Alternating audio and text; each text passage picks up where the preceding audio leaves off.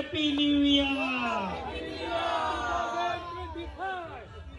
দিয়ে দিবেন এরশাদ ভাইয়ের কাছে, জাহিদ ভাইটা দিয়ে দিবেন। ভাই আসেন আসেন।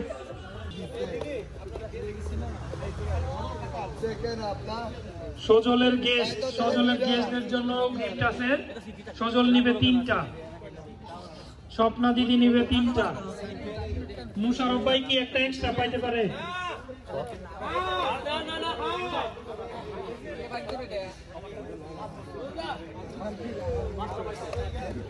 নিচে